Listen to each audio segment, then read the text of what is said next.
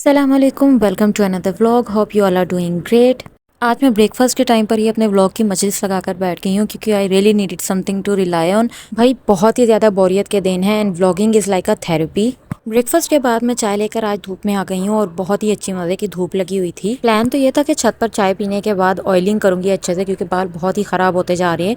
लेकिन फिर छत पे बैठकर तो अच्छे बोली आपको सुस्ती हो जाती ना जब इतनी ज़बरदस्त किस्म की धूप आपको मिल रही हो। सो मैं मौसम ही इंजॉय कर रही थी। फ़ोन में कुछ मैंने स्पेस बनाया, कुछ वीडियोस एडिट होने वाली थी, ड्राफ्ट्स बना पड़ा है मेरे पास, वो मैंने किया, वो मैं अपलोड करूँगी क्योंकि रिसेंटली हम लोगों ने भाई की शादी के बाद की फर्स्ट दावत अटेंड की है। मैं वो भी आपके साथ शेयर करने वाली हूँ। ये क्यूट सा मिनी वाइपर आपको कैसे लग रहा है मुझे बताना आप लोग कि आप लोग अपने किचन की शेल्फ्स को किस चीज़ के साथ ड्राई करते हो। मैं मोस्टली किचन साफ़ करने के बाद लास्ट वाला जो वाइप है ना वो इसी के साथ ही देती हूँ, इससे शेल्फ्स बहुत जल्दी ड्राई हो जाती हैं। आप लोग इस चीज़ के साथ करते हो? आप लोग ब्लोटिंग पेपर यूज़ करते हो या आप लोग हैंकी ही यूज़ करते हो? ये किस तरह से ट्राई करते हो वो भी मुझे बताएं। आप लोगों ने कौन कौन से किचन टूल्स रखे हुए हैं? धूप बहुत ज़्यादा इंजॉय करने के बाद मैं किचन में आ गई थी क्योंकि आज मुझे बनानी थी आलू पालक। बहुत दिन के बाद आज हम लोग पालक बनाने लगे हैं और वो भी इस दफ़ा भाभी के कहने पर मंगवाई है क्योंकि ग्रीन सब्जियों में हम एक टाइम पे एक ही चीज़ खाना सारे पसंद करते हैं। लास्ट टाइम मेथी हो गई थी तो भाभी ने बोला इस दफ़ा पालक कर लेते हैं। सो अब इस तरह ग्रीन सब्जियों को तो टाइम चाहिए होता है बनने के लिए, तो मैं यहाँ पर किचन में आकर मसरूफ़ हो गई हूँ। वैसे है ना, इतनी शदीद किस्म की गर्मियाँ गुजारने के बाद हम लोग को सर्दी का इतना ज़्यादा इंतज़ार रहता है कि बस अब किसी तरह आ जाए। और जब सर्दियाँ आती हैं तो साथ ही बहुत ज़्यादा नॉस्टैल्जिया लेकर आती हैं, बहुत सारी मेमोरीज ऐसी लेकर आती हैं जिनको हम याद करके खुश होते हैं और बहुत ज़्यादा चीज़ें ऐसी होती हैं जिनको याद करके बहुत ज़्यादा उदासी होती है। बहरहाल सर्दियों में डिप्रेशन तो हमेशा ही रहता है। कहते हैं कि दिसंबर में कोई मून फेस चेंजेस होती हैं जिसकी वजह से डिप्रेशन बढ़ता है। अब मुझे बहुत ज़्यादा तो साइंस नहीं पता है लेकिन मुझे इतना पता है कि खुद को हम जितना ज़्यादा मसरूफ़ रखें ना डिप्रेशन से हम उतना ज़्यादा बचे रहते हैं। वैसे तो आजकल कोई भी सेफ़ नहीं है डिप्रेशन से, हम सभी किसी न किसी स्टेज पर डिप्रेशन को फेस कर ही कर रहे हैं। मैं अपनी टीन एज में ना बाकी लड़कियों की तरफ बहुत ही ज़्यादा कामचोर और निखट्टू किस्म की लड़की होती थी। सो मुझे अभी तक याद है कि मम्मा मुझे कहा करती थी कि जितना ज़्यादा खुद को बिजी रखोगी ना उतने ही ज़्यादा इंसान यंग भी रहता है, उतना ही दिल भी लगा रहता है। फारिग रहोगे तो और ज़्यादा बोर होगे, और ज़्यादा टेंशन आएगी, कोई ना कोई स्ट्रेस रहेगा, फजूल किस्म की उलझन होती रहेगी और बीमार भी पड़ जाओगे। तब मुझे लगता था कि माओ के तरीके होते हैं बच्चों से काम कराने के, लेकिन अब जब जैसे जैसे हम लोग मैच्योर हुए हैं ना तो अब मुझे ये सेंस आ गया कि वाकई जब तक आप काम करते रहते हो ना तभी तक आप ठीक रहते हो। जहाँ आप लेट गए वहीं पर ही आप बेकार हो। यही रीज़न है कि हमारे पेरेंट्स को भी फारिग बैठे रहना पसंद नहीं है।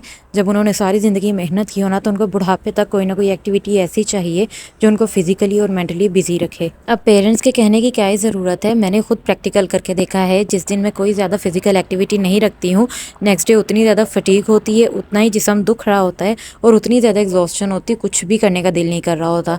मेरे व्लॉग्स की कंडीशन को ही देख लें, मैं कभी भी रेगुलर होकर पोस्ट नहीं करती हूँ। एक वीक अगर रेगुलर हूँ भी तो दूसरे वीक में मैं बिल्कुल ही उड़न छू हो जाती हूँ। एनीवेज, ये दिसंबर बगैर डिप्रेशन के या बगैर बहुत ज़्यादा उलझे हुए गुजारने के लिए मैंने अपने लिए एक्टिविटीज़ ढूंढ रखी हैं और मैं अपने आप को व्लॉगिंग में ही बिजी रखूँगी ताकि कम अज़ कम मेरा मूड भी अपलिफ्ट रहे और मेरी वजह से बहुत ज़्यादा काम जो है वो नहीं टाइम पर निपट जाएँ, क्योंकि अगर मैं एक्टिव रहूँगी तो बहुत सारे काम मैं टाइम पर भी निपटा सकती हूँ। आप लोगों ने अपने दिसंबर को या अपने पूरे विंटर को गुजारने के लिए कौन सी एक्टिविटी कंस्ट्रक्टिव ढूंढी है जो आपको बहुत ज़्यादा फिजिकली और मेंटली एक्टिव और बिजी रखने वाली हैं, मुझे उसके बारे में भी बताइएगा।